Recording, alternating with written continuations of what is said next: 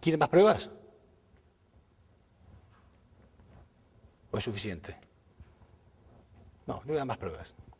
Lucas 22:3.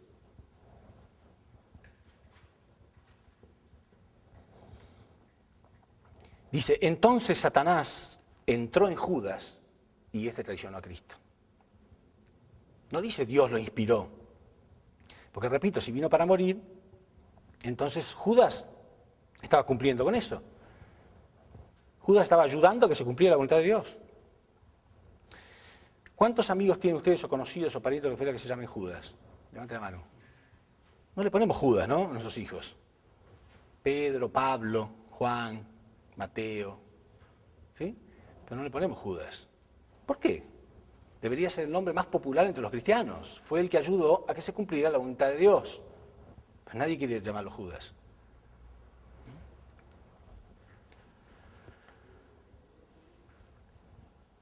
Mateo 26:24.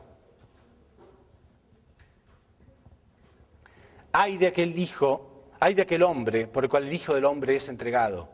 Más le valiera a ese hombre no haber nacido. Ay de aquel hombre por el cual el Hijo del Hombre es entregado. Más le valiera a ese hombre no haber nacido. Es preferible no nacer antes de ser aquel que envió a Jesús a la cruz.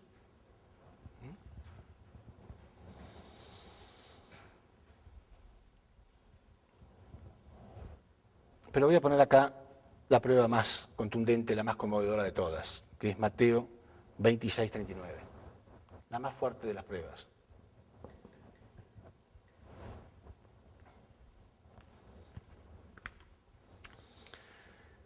En Mateo 26:39, la más fuerte de todas las pruebas, es que Jesús desesperadamente le ruega a Dios no ir a la cruz.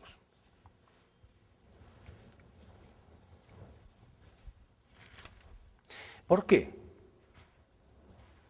La gran pregunta es ¿por qué? ¿Por qué Dios? ¿Por qué Jesús hace esto?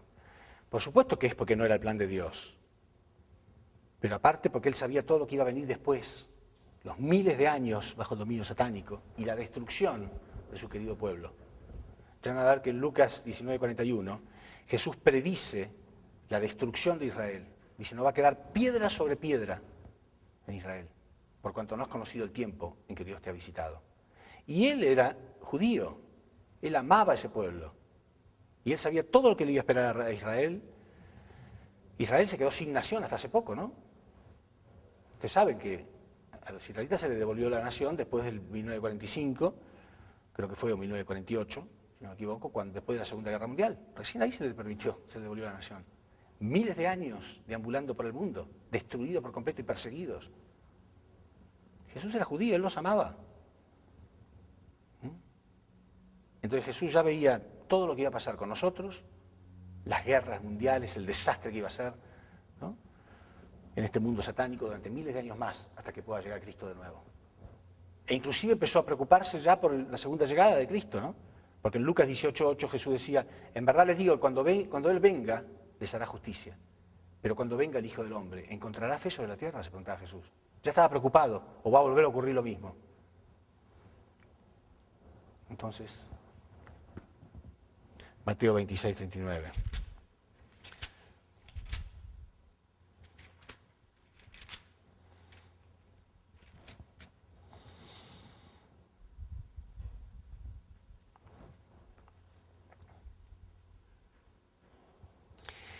Yendo un poco adelante, vamos a leer 38 primero. O un poco antes, 37. ¿Sí? Porque dice acá que Jesús toma a sus 3 mejores discípulos. ¿Por qué? Porque tiene que haber alguien, ¿no?, en la posición de Caín.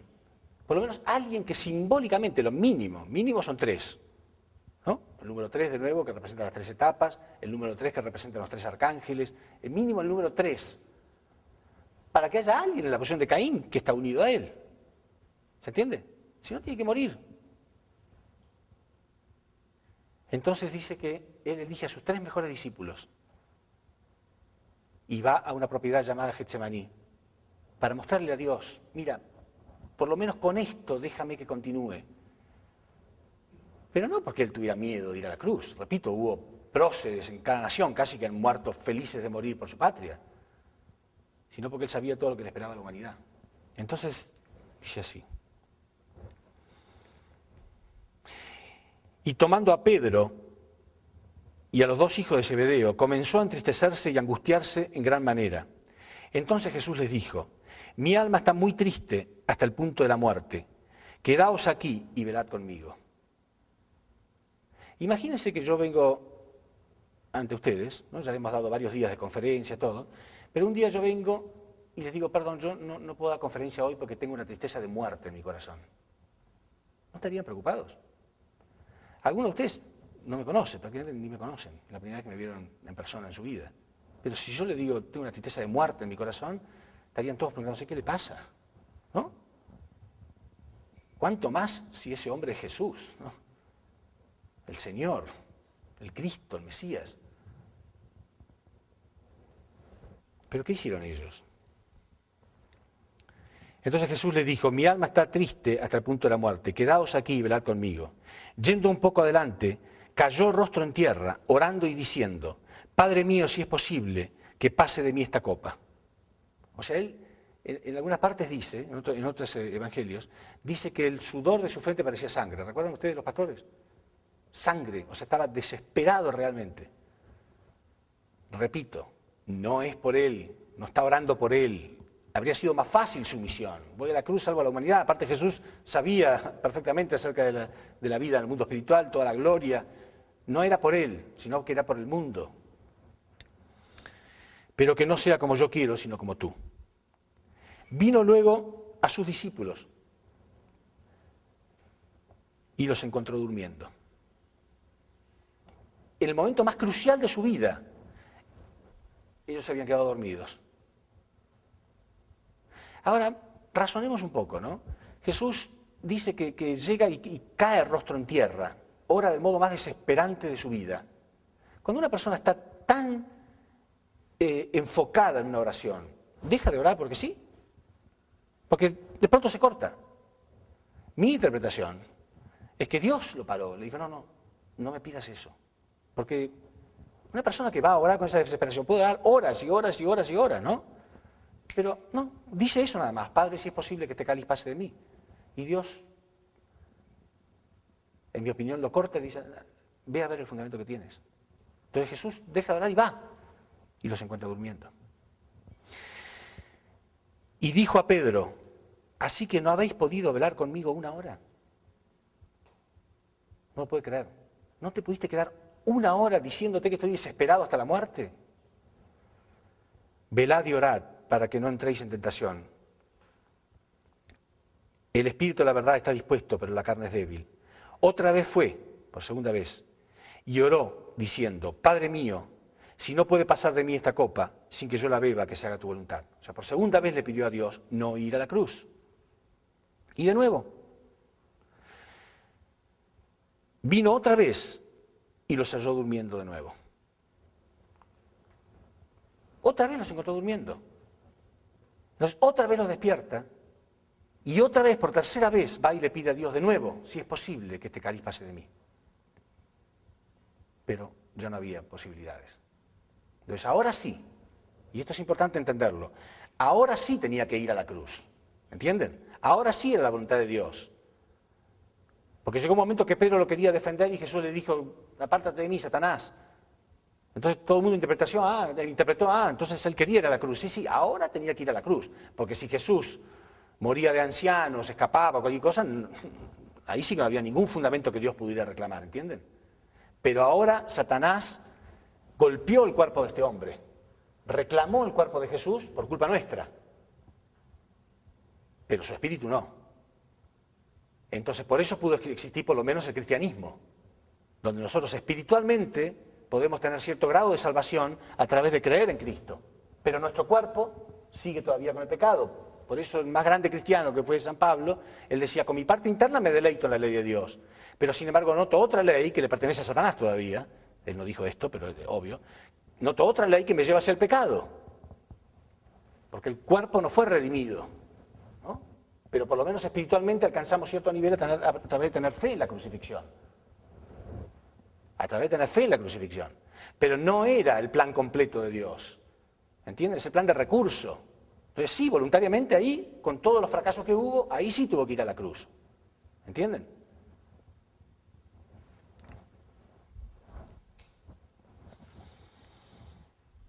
Entonces, en Lucas 19:41, como les dije antes, lo voy a leer, Jesús ya predice la destrucción de Israel.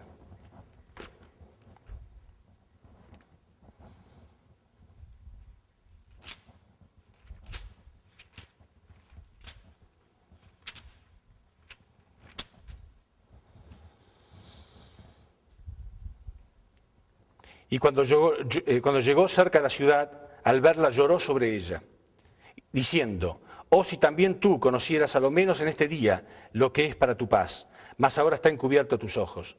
Porque vendrán días sobre ti, cuando tus enemigos te rodearán con vallado, y te sitiarán por todas partes, te estrecharán y te derribarán a tierra y a tus hijos dentro de ti, y no dejarán en ti piedra sobre piedra, por cuanto no has conocido el tiempo en que Dios te ha visitado.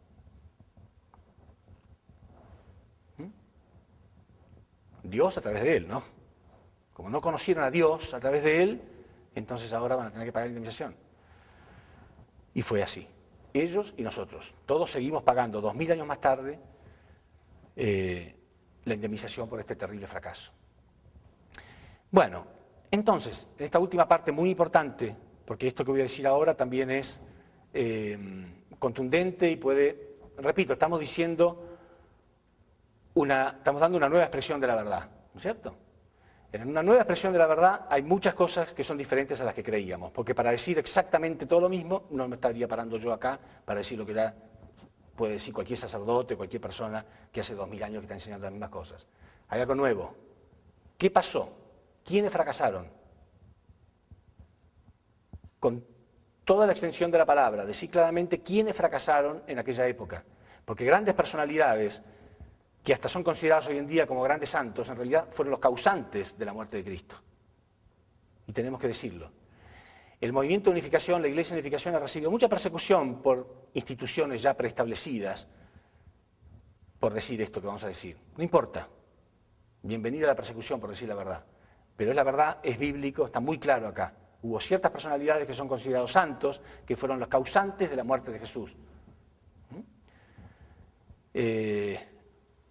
Y algunos, cabeza dura, en vez de ir y ver y orar y preguntar si es verdad o no, prefieren perseguir para no cambiar los intereses de su institución. Porque su institución está basada sobre ese fundamento. Pero va a haber grandes instituciones que se van a derrumbar para darle lugar al reino de los cielos. Bienvenido sea, no hay problema. No van a hacer falta más iglesias ni instituciones. Estamos construyendo el reino, tenemos que hacerlo. No hacen falta más iglesias. Hace falta que todos podamos entender que estamos en los tiempos de la llegada de Cristo, que es un hombre que viene a encontrar la verdad y enseñarla. Por eso, repito, en Apocalipsis 10:11 dice, entonces tendremos que profetizar nuevamente a todo el mundo. En los últimos días, otra vez tendremos que profetizar contra muchos pueblos, muchedumbres, naciones, lenguas y reyes. Y es lo que se está haciendo hoy en día. Bueno, entonces podemos preguntarnos, ¿por qué todo salió tan mal en Israel hace 2000 años atrás? Porque era un pueblo que Dios había preparado para poder recibir al Mesías. ¿Por qué todo salió tan mal? Bueno, en realidad una de las razones providenciales es porque ya lo hemos visto cuando veíamos la historia, que hubo ciertos fracasos en la historia que marcaban ciertos precedentes que establecían fundamentos para que Jesús tuviera que sufrir. ¿Se acuerdan? En una parte yo hablé cuando Moisés golpeó la roca 2 veces, Dios le dijo que golpeara la roca una sola vez. La roca sin agua representaba a Adán sin vida espiritual, o sea, Adán caído. Cuando él golpeara una sola vez representaba la mano de Dios dándole vida, iba a salir agua. Ya la roca, que la Biblia dice que la roca representa a Cristo, La roca con agua es Adán con vida, pero él era muy nervioso y cuando golpeó la primera vez y no vio que salía agua instantáneamente, golpeó por segunda vez. No tuvo fe, en vez de esperar que saliera agua. Entonces Dios le dijo que por no haberlo honrado como correspondía, él no iba a entrar a Canaán. ¿Por qué se enojó tanto Dios por esta aparente pequeña cosa? Porque esa roca estaba representando a Cristo y esto simbolizaba que si no había fe, Cristo iba a tener que sufrir. O sea, había muchos antecedentes en la historia.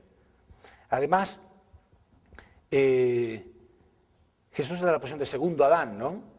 Entonces, ustedes saben que siempre fue el tercer curso donde Dios pudo tener victoria, ¿no? El primero y el segundo. Por eso hay ese dicho tan común que dice la tercera es la vencida.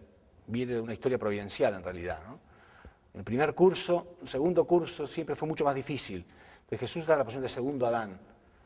Entonces había muchas características, muchas condiciones en la historia que hacían que fuera muy difícil que hubiera victoria en aquella época. Y Dios lo sabía, Dios lo sabía. Por eso había tantas profecías también, de que sí, hablaban de Jesús como el Señor de la Gloria, porque existía una posibilidad, pero hablaban mucho también de la posibilidad de que Jesús sea perseguido y crucificado. Por eso la confusión de tantos cristianos hoy en día, porque dicen, pero si había profecías que decían eso. Sí, hay dos tipos de profecías. Una en caso de que el hombre sí cumpla con su responsabilidad y otro de que el hombre no cumpla con su responsabilidad. Hay dos tipos de profecías. Por eso hay algunas que llaman a Jesús el Señor de la Gloria y otras el Señor del sufrimiento. Pero nunca se ha entendido eso. Entonces la gente dice, bueno, pero si hay profecías que dicen que iba a morir y murió, quiere decir que era el plan de Dios. Sí, Dios sabía que existían muchas posibilidades de que en esa etapa no hubiera victoria. Pero además de eso, Dios preparó las cosas en el pueblo de Israel. Dios hizo algunas preparaciones muy claras y preparó personajes a los que le dio revelaciones claras y todo, pero ellos fracasaron. Entonces no fue simplemente que el pueblo no creía, porque era casi lógico que no creyeran, ¿no? ¿Por qué creer que cualquiera me dice que es el Mesías? Yo tengo que creer en él. Automáticamente, es medio difícil. Lo que generalmente hace el pueblo es fijarse en sus referentes. No hacemos lo mismo hoy en día, ¿no? Cuando hay alguna crisis, le preguntamos a los que se supone que más saben, ¿qué opinan? ¿No? En Argentina, que somos expertos en crisis económicas, siempre que hay una crisis le preguntamos a los ex ministros de Economía o algún entendido en economía o algo, bueno, ¿usted qué opina? ¿Qué va a pasar? ¿Qué no va a pasar? Siempre hay referentes, ¿no?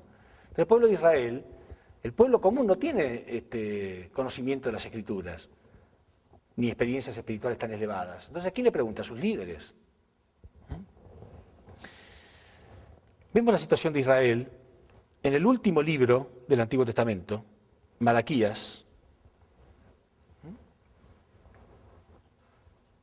Malaquías capítulo 4, versículo 5. En Malaquías nos muestra claramente lo que estaban esperando los escribas, los líderes del judaísmo en aquella época.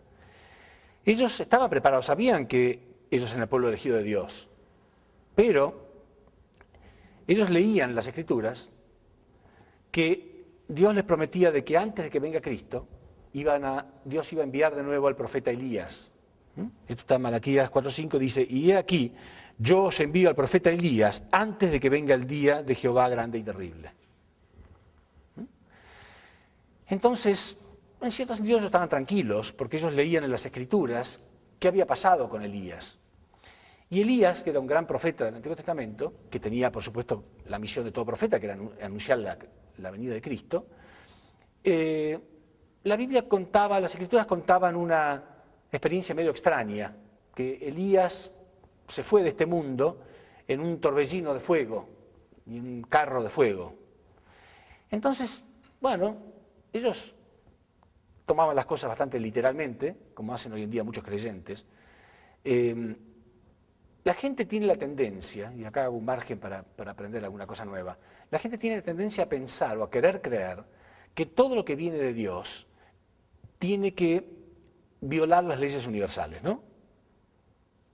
No sé qué ejemplo ponerle. Todo milagro tiene que ser una cosa extraordinaria que no se pueda explicar científicamente. Y si un milagro se explica científicamente, deja de ser milagro. Eso no es verdad. El nacimiento de un niño es milagro, viene de Dios y se puede explicar. Hasta cierto punto se puede explicar, porque hay cosas que la ciencia todavía no puede explicar, ¿no? A lo que voy es, seguimos pensando en ese tipo de cosas, ¿no? Y entonces hay muchas cosas que nos marcan como, bueno, si viene de Dios tiene que ser algo extraordinario. Entonces, si yo viniera acá y, no sé, hiciera algún milagro espectacular, entonces ustedes creerían lo que yo estoy diciendo. Pero no es así. Repito, los milagros se pagan. Los milagros vienen como consecuencia de la falta de fe. Pero ustedes están entendiendo, esto se entiende perfectamente, y yo no estoy acá haciendo ningún milagro. Y ese es el verdadero milagro. ¿Mm? Bueno, entonces se quedaban tranquilos, pensaban, bueno, las escrituras habían sido, esa parte de Elías había sido escrita mucho antes que ellos, pero decían las escrituras que algún fenómeno raro había ocurrido, un torbellino de fuego, algo, un carro de fuego se fue. Quiere decir que ellos estaban esperando la llegada de Elías del mismo modo. ¿Sí? De algún modo va a venir Elías, literalmente hablando, entonces él nos dirá después cómo vendrá Cristo. Y ahí apareció Cristo, apareció Jesús, y predicaba. Entonces, los primeros discípulos de Jesús no conocían las Escrituras, no eran expertos teólogos, eran gente común, todos saben, ¿no? Pescadores y gente común del pueblo. Y creían en Jesús, creían en su palabra. Pero cuando salían a dar testimonio, a predicar, los que sí sabían las Escrituras, le decían, ¿cómo dice tu maestro que él es el Mesías si las Escrituras dicen que primero tenía que venir Elías? Entonces ellos se quedaban un poco confundidos, entonces le preguntaban a Jesús, ¿no? Le preguntaban a Jesús. Podemos leer en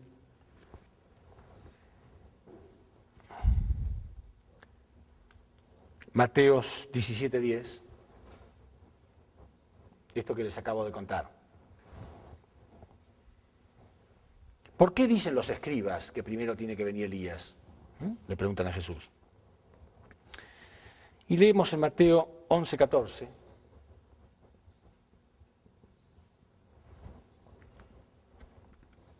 La respuesta de Jesús.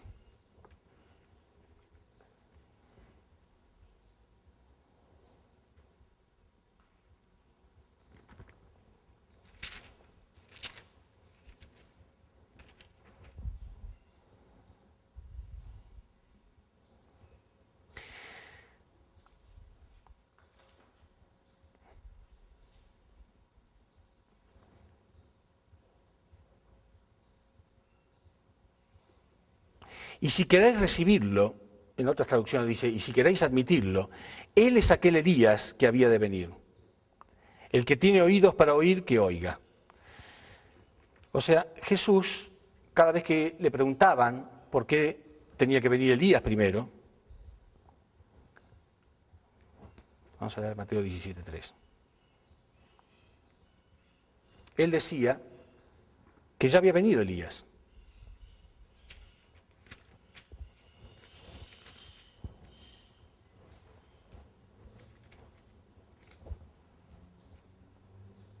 Entonces sus discípulos le preguntaron diciendo, ¿por qué pues dicen los escribas que es necesario que Elías venga primero?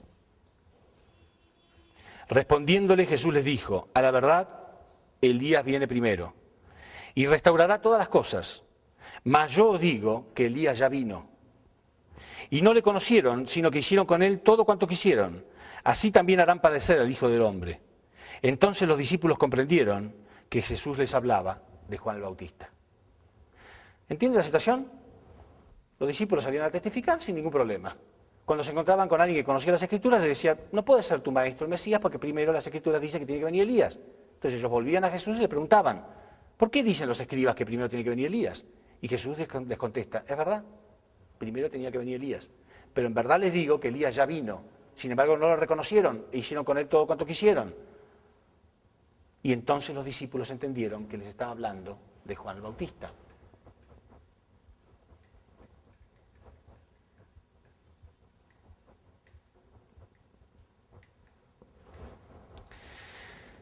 Claro, en realidad es confuso, ¿no? Juan el Bautista no era literalmente Elías.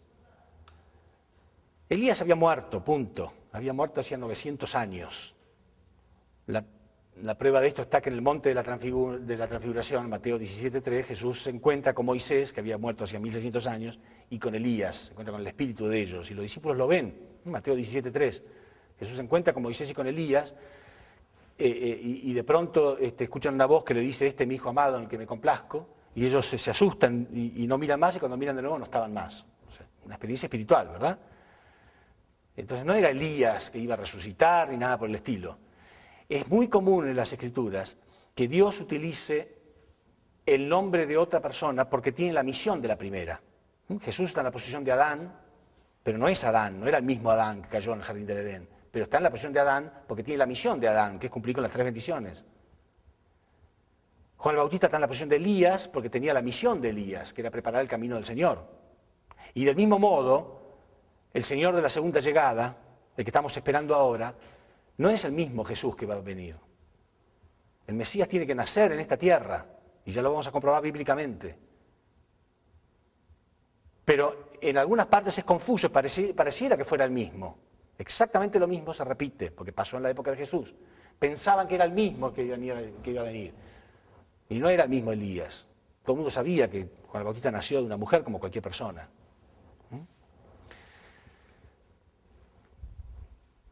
Entonces, los discípulos de Jesús, por supuesto, creían en Jesús, se conformaron con esa respuesta y seguían dando testimonio de Jesús.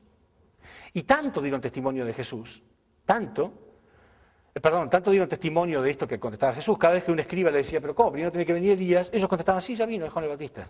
Ellos no tenían problema de fe, ¿entienden? ¿Saben por qué no tenían problema de fe? Porque no estaban escudriñando las Escrituras como locos. Ellos tenían fe en Jesús, punto. Entonces Jesús les dijo eso y para ellos era suficiente. Pero tanto se dijo esto, que entonces terminaron diciendo, bueno, vamos a preguntarle a Juan, ¿no? Los escribas, ¿no? Entonces en Juan 1:21,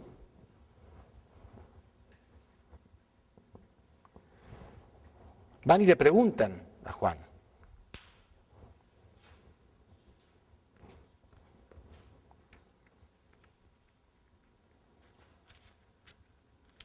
¿No? Entonces, ya, tanto que se dice eso, vamos a preguntarle a Juan si él es Elías.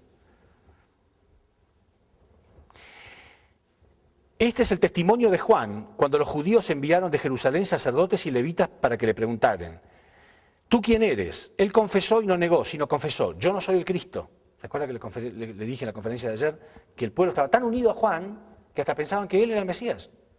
Miren qué ironía, ¿no? Jesús, que era el Mesías, tenía que convencerlos que era el Mesías, y Juan, que no lo era, tenía que convencer al pueblo de que él no era. Porque en realidad el primer fundamento tiene que ser entre Juan y el pueblo. El pueblo en la pasión de Caín tenía que unirse a Juan, y Juan unirse a Cristo. Él confesó y no negó, sino confesó, yo no soy el Cristo. Y le preguntaron, ¿qué pues? ¿Eres tú Elías? Él dijo, no. ¿Eres tú el profeta? Volvió a responder, no. Quiere decir que Jesús decía que sí y Juan decía que no. Ya había una grave contradicción entre los dos. Ahora, ¿por qué Juan contesta que no? Él no sabía. Si leemos en Lucas 1:17,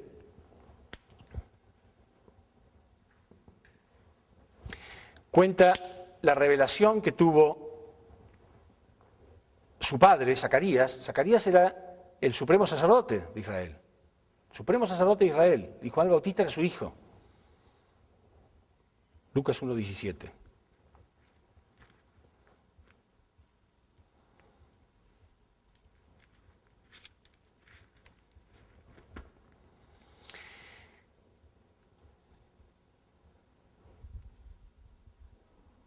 Poco antes, vamos a leer Lucas 1:12. Y se turbó Zacarías al verle y se sobrecogió de temor. Un poco antes, 11. Y se le apareció un ángel del Señor, puesto en pie, esto es lo que le pasó a Zacarías, el padre de Juan el Bautista, ¿se entiende? Y se le apareció un ángel del Señor, puesto en pie a la derecha del altar del incienso. Y se turbó Zacarías al verle y se sobrecogió de temor. Pero el ángel le dijo, Zacarías, no temas, porque tu oración ha sido oída. Y tu mujer Elizabeth te dará a luz un hijo y llamará su nombre Juan. Y tendrá gozo y alegría, y muchos se regocijarán de su nacimiento, porque será grande delante del Señor. No beberá vino ni sidra, y será lleno del Espíritu Santo, aún desde el vientre de su madre, y hará que muchos de los hijos de Israel se conviertan al Señor su Dios, al Señor Dios de ellos. E irá delante de él, delante del Señor, o sea que fue preparado para preparar el camino de Cristo. e irá delante de él con el espíritu y el poder del profeta Elías. ¿Sí? Miren, pasaron 2000 años y hoy todos nosotros sabemos que el ángel le reveló que él venía con el espíritu y el poder del profeta Elías. ¿Creen que él no se enteró? Se enteró la humanidad entera, pero él no. Si el Padre recibe la revelación de que su Hijo va a venir con el espíritu y el poder de un gran profeta del Antiguo Testamento, ¿no creen que se lo habrá dicho? Si no se lo dijo, ¿cómo llegó hasta las Escrituras? ¿Cómo está acá hasta hoy en día? Sí, Juan sabía que él había nacido con el espíritu y el poder del profeta Elías y que él había venido con la misión de preparar el camino del Mesías. Está clarísimo en la Biblia, clarito en Juan, que él dice, no, yo no soy el Cristo, solamente he sido enviado delante de él. Pero el que viene detrás de él, que es el que bautiza con el Espíritu Santo, yo no soy digno ni de atarle las sandalias. Él, que es el hijo del supremo sacerdote, se imaginaba al Mesías de un modo tan espectacular, quién sabe cómo, que ni siquiera era digno de atarle las sandalias. ¿Entienden? Quiere decir que él tenía muy en claro que él tenía la misión de preparar el camino de Cristo. Porque dice, el que viene detrás de mí, está constantemente hablando del que viene detrás de él. Quiere decir que Juan sabía su misión. Por eso fue al desierto, comía langostas y miel silvestre y se preparó en una vida ascética, una vida pura espiritualmente, haciendo condiciones para poder cumplir con esa misión. Ahora, ¿cumplió Juan con su misión? Bueno, ya vemos una clara contradicción. Jesús decía que él era Elías, él decía que no era Elías. Entonces, ¿en quién iba a creer el pueblo? Juan el Bautista había tenido muchos milagros en su nacimiento.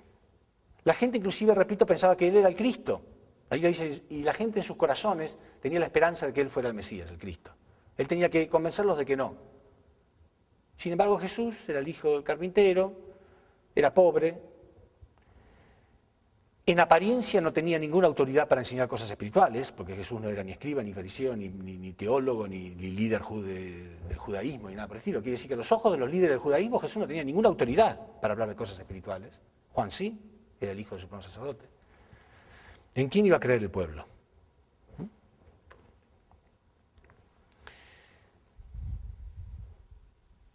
En Mateo 3:11,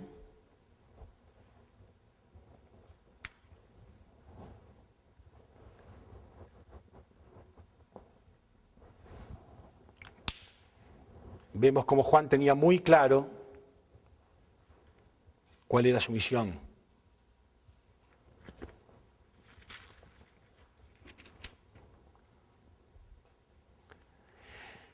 Dice, yo a la verdad os bautizo en agua para arrepentimiento, pero el que viene detrás de mí, cuyo calzado yo no soy digno de llevar, es más poderoso que yo. Él os bautizará con Espíritu Santo y fuego. O sea, tenía muy en claro su misión. En Lucas 3:15,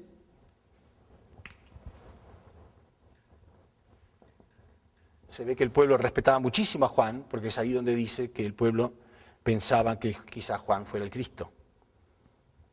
Y Juan en 3:28 contesta, yo no soy el Cristo, sino que he sido enviado delante de él. En fin, muchas veces, en muchas partes de la Biblia él habla de esto claramente. Bueno, entonces, ya que Juan, por su propia sabiduría, debería haberse dado cuenta claramente que él estaba en la posición de Elías, lo negó. Entonces ya era un problema para Dios. Porque ¿saben cuál es la verdadera situación que Dios preparó? Es esta. Dios hizo que Juan el Bautista fuera muy, muy respetado en el pueblo. Entonces repito lo que comenté en otra parte de la conferencia. Jesús dijo cosas escandalosas, que hoy nos gusta oírlas porque creemos en Él, porque ya hemos tenido una doctrina de 2000 años de amar a Cristo y hemos entendido. Pero ¿creen que en aquella época a los sacerdotes, a los escribas, a los líderes del judaísmo, les gustaba escuchar este tipo de cosas? Jesús decía, aquel que ama a su padre y a su madre más que a mí no es digno del reino de los cielos. Un escándalo. Hoy en día, si un líder religioso dijera eso, lo perseguiría a la sociedad entera. ¿Cómo va a amar más a su padre y a su madre, a un desconocido que a su padre y a su madre? En verdad os digo, yo soy la verdad, el camino y la vida, y nadie llega al Padre si no es a través de mí. Nadie. Ni siquiera el supremo sacerdote, que eran tan orgullosos de ser los representantes de Dios. No, nadie Nadie llega al Padre si no es a través de este hombre humilde, este hijo de carpintero que no tenía ninguna autoridad aparentemente. En realidad el plan de Dios era que Juan el Bautista dijera estas cosas. Juan el Bautista había sido preparado por Dios para preparar el camino. Y Juan el Bautista tendría que haber dicho, Él es la verdad, el camino y la vida, y nadie llega al Padre si no es a través de Él. Y yo soy el primero en unirme a Él. Ahora Juan, como era un gran profeta, y Jesús mismo dijo de él que era el más grande profeta que había existido. ¿Por qué el más grande? Porque era el único que era contemporáneo con Cristo. Todos los demás habían sido enviados para preparar el camino de Cristo, pero él era contemporáneo con Cristo. Entonces Jesús dijo, de los nacidos de mujer, nunca hubo uno más grande que Juan. Entonces, este hombre había sido preparado, y mientras estaba preparando, para el camino de Cristo, él tenía sus discípulos. ¿Sí? Obviamente, él tenía gente que lo siguiera, está constantemente hablando de Juan y sus discípulos. Pero la actitud de Juan debería ser, él es la verdad, el camino, la vida, nadie llega a Dios si no es a través de él, y yo me uno a él. Y todos mis discípulos, yo no tengo más mis discípulos. ¿Sí? Si un líder religioso está esperando la llegada del Mesías y tiene sus discípulos, cuando llega el Mesías, ¿él sigue teniendo sus discípulos? No, somos todos discípulos de él, ¿no es cierto? Pero hasta último momento se sigue hablando de Juan y sus discípulos. Juan seguía teniendo sus discípulos.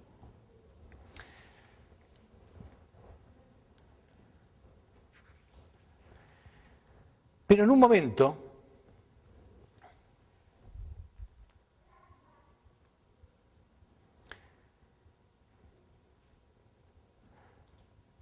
en Juan 1:33 podemos leer,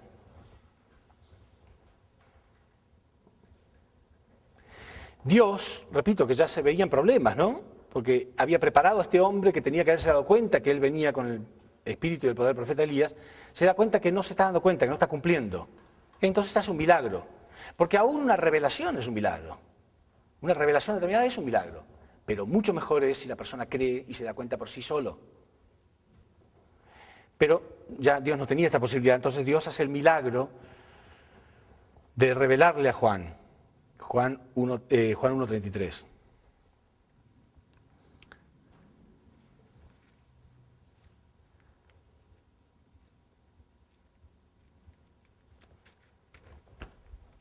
Y fíjense qué es lo que ocurre.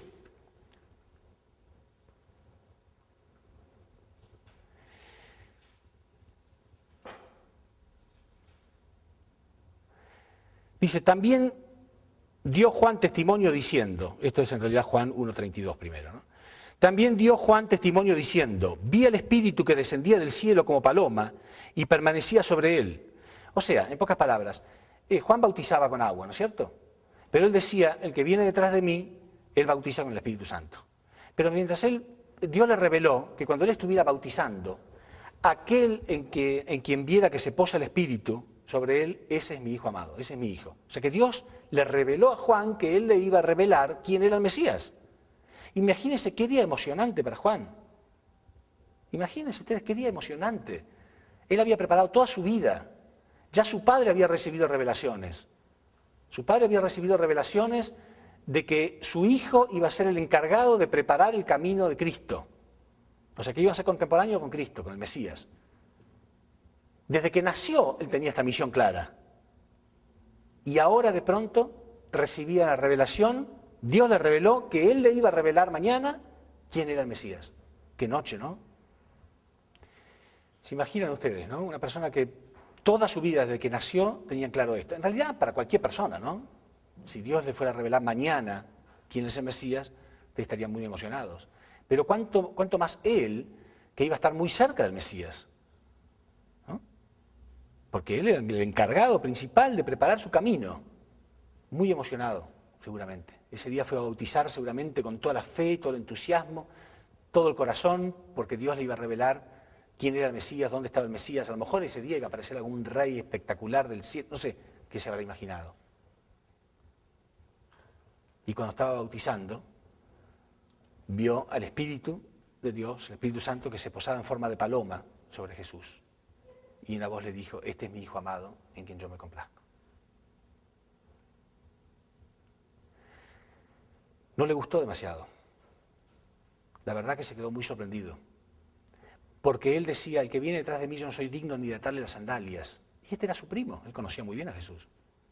Cuando uno lee el modo en que él da testimonio de Jesús, se nota claramente que a él le costaba mucho aceptarlo. Porque dice así, Juan 1:32, también dio testimonio Juan, diciendo, vi al Espíritu que descendía del cielo como paloma y permaneció sobre él. Y yo no le conocía, pero el que me envió a bautizar con agua, aquel me dijo, sobre quien veas descender el Espíritu y que permanece sobre él, este es el que bautiza con el Espíritu Santo. Y yo le vi y he dado testimonio de que este es el Hijo de Dios. Pero comienza diciendo, yo no le conocía, pero Dios me dijo. Como diciendo, casi no lo puedo creer, pero bueno, Dios me dijo que es él, yo doy testimonio que es él. Pero ¿saben la experiencia que tuvo Juan? Vio una paloma que se posó sobre un hombre. Primero Dios le había revelado aquel en que vieras que se posa el Espíritu. No le dijo Dios que iba a ser en forma de paloma, que se posa el Espíritu.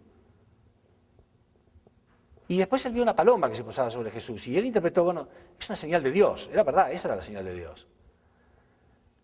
Pero seguramente después pensó, ¿habrá sido una señal realmente o fue una casualidad que la paloma vino y se postró? Empezó a dudar. Empezó a dudar de Jesús. Está más que claro esto, ¿verdad? Se lo voy a probar, por supuesto. Se lo voy a probar bíblicamente. Pero empezó a dudar. Una de las pruebas más contundentes es que Juan siguió teniendo sus discípulos. Claro, frente a la inspiración que tuvo, él dio testimonio. Sí, es verdad, él dijo. Por eso es considerado santo hoy en día. ¿No? Por eso es considerado un santo, porque él dio testimonio. Pero no es suficiente. Él tendría que haberse unido a Jesús, haberlo apoyado a Jesús y haber permanecido al lado de Jesús, cualquiera fuera la consecuencia. No dar testimonio y después escapar. Porque el testimonio no se da solamente con la palabra, sino con la acción. Pero Juan siguió teniendo sus propios discípulos, hasta el punto que algunos discípulos de Juan se iban y seguían a Jesús, no a él. Entonces los discípulos que quedaban estaban confundidos.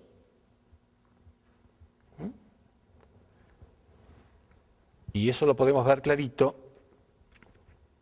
en Juan 3:30.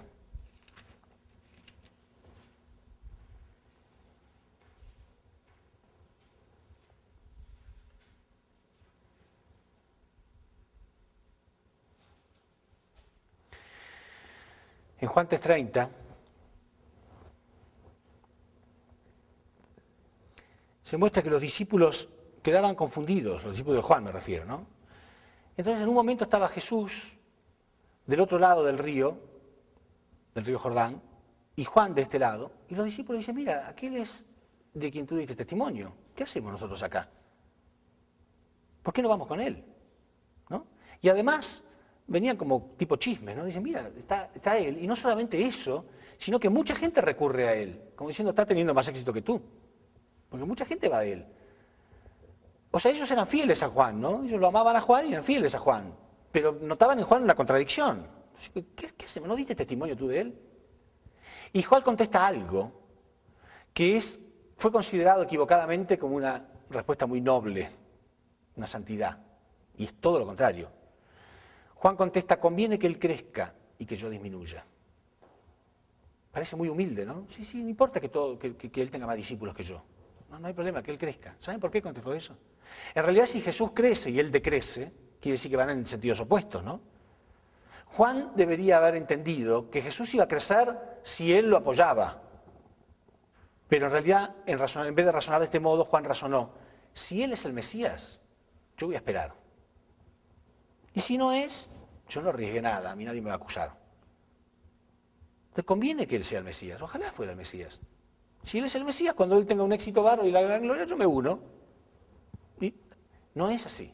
Por eso Jesús dijo, dichoso el que no haya escándalo en mí. Y aquel que esté dispuesto a perder su vida la va a salvar. Pero el que la quiera salvar, la va a perder. Él la quiso salvar y le cortaron la cabeza al poco tiempo. ¿Sí? Lo metieron en la cárcel, el rey lo metió en la cárcel, porque se enfocó en una providencia sin significado, sin sentido. Acusaba al rey Herodes de adulterio, de fornicador. Sí, muy valiente, porque eso es una muerte seguro. Pero si él apoya al Cristo, al Mesías, y la providencia de Dios tiene éxito, se van a terminar todos los fornicadores y todos los adúlteros. Esa providencia era mucho más importante que estar metido en otro tema personal con el rey, que al final le cortaron la cabeza. ¿Entienden?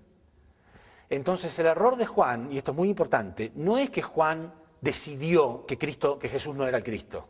No, él no estaba seguro. El error de Juan es que no quería arriesgar nada de él.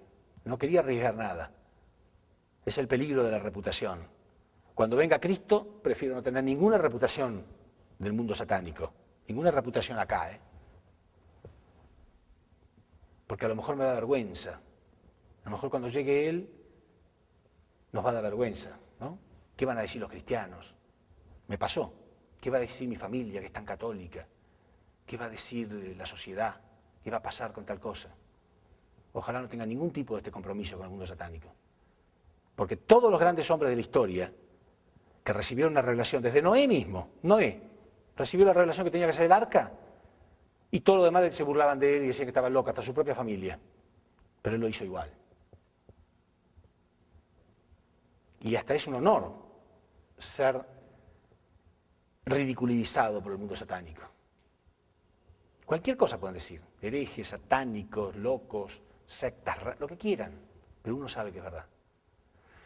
Pero Juan no quiso arriesgar esto. Y dio una respuesta pseudo humilde, ¿no? Conviene que él crezca y que yo disminuya. Y si él tiene éxito, bien. No se dio cuenta que iba a tener éxito con él. Si el pueblo lo respetaba a él, hasta el punto que pensaba que él era el Cristo. Pero no, Juan siguió teniendo sus propios discípulos. Hasta que al final fue encarcelado, y acá está la prueba más grande de todas. La prueba más grande de todas, en Mateo 11:3.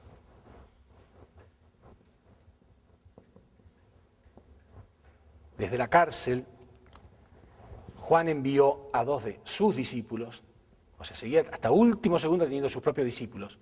Dice, desde la cárcel Juan envió a 2 de sus discípulos a preguntarle a Jesús, ¿eres tú el que debía venir o tenemos que esperar a otro? Fueron las últimas palabras de Juan. Una clara duda, ¿no? Él dudó, nunca confió en Jesús. Pero repito, nunca decidió en su corazón que Jesús no era el Mesías, no. Pero nunca tampoco.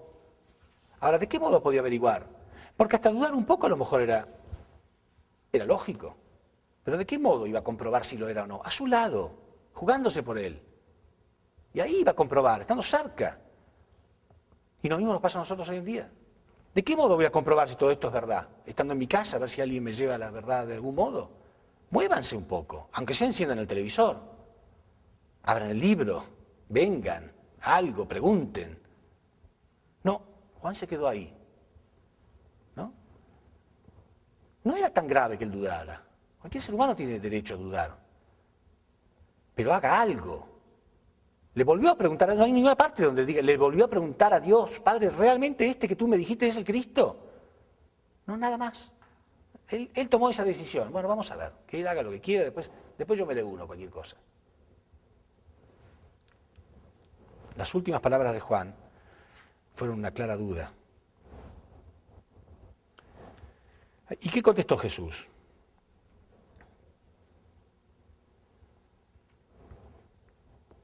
Vamos a leerlo. Mateo 11:3.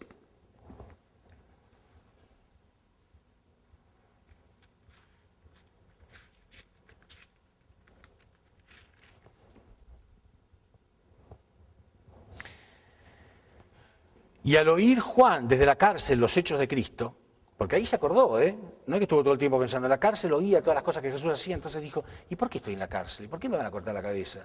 ¿Habré fallado? ¿Por qué Dios no me ayuda? ¿Habré fracasado en algo? Tarde ya. Y al oír Juan en la cárcel los hechos de Cristo, le envió 2 de sus discípulos para preguntarle, ¿eres tú aquel que debía venir o tenemos que esperar a otro? ¿Qué creen que respondió Jesús? Sí, por fin se dio cuenta, muy bien, bienaventurado, glorioso Juan, nada de eso. Jesús contestó con mucha frustración, Ni siquiera contestó sí. Respondiendo Jesús les dijo, id y haced saber a Juan las cosas que veis y oís. Los ciegos ven, los cojos andan, los leprosos quedan limpios y los sordos oyen. Los muertos son resucitados. ¿Por qué dijo eso? Es otro tema, ¿no? Acerca de la resurrección. ¿Sí? Los muertos son resucitados, dijo Jesús. Todavía no había resucitado a nadie. Los muertos son resucitados y a los pobres es anunciado el Evangelio. Y bienaventurado es el que no haya tropiezo en mí. Pero mientras ellos se iban, quiere decir que Jesús tuvo hasta la delicadeza de esperar que los discípulos de Juan se fueran, ¿no? Porque iba a decir algo duro acerca de Juan. Mientras ellos se iban, comenzó Jesús a hablar de Juan a la gente. ¿Qué salisteis a ver al desierto? Porque cuando Juan hacía esta vida ascética, la gente iba a verlo al desierto, ¿no? ¿Qué salisteis a ver al desierto? ¿Una caña sacudida por el viento? ¿Qué salisteis a ver? ¿A un hombre cubierto de vestiduras delicadas? He aquí los que lavan vestiduras delicadas, en la casa de los reyes están. ¿Pero qué salisteis a ver? ¿A un profeta? Sí, os digo, y más que profeta. Porque este es de quien está escrito, he aquí yo envío mi mensajero delante de tu faz, el cual preparará tu camino delante de ti. De cierto os digo, entre los que nacen de mujer no se ha levantado otro mayor que Juan el Bautista, pero el más pequeño en el reino de los cielos será superior a él. Es verdad, hasta ahora no hubo ningún profeta mayor que él, pero sin embargo el más pequeño en el reino de los cielos será superior a él. Si nosotros leemos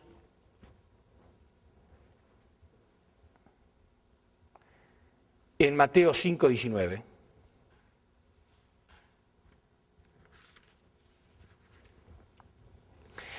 dice: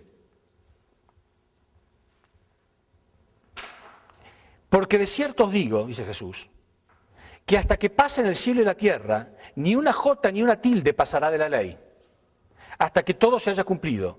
De manera que cualquiera que quebrante uno de estos pequeños mandamientos, de estos mandamientos muy pequeños, y así enseñe a los hombres, muy pequeño será llamado en el reino de los cielos. Cualquiera que quebrante alguno de estos mandamientos será llamado pequeño en el reino de los cielos. Pero ahora decía, pero el más pequeño, o sea, el que haya quebrantado todo, será superior a Juan. De manera que cualquiera que quebrante uno de estos mandamientos muy pequeños y así enseñe a los hombres, muy pequeño será llamado en el reino de los cielos. Mas cualquiera que los haga y los enseñe, este será llamado grande en el reino de los cielos.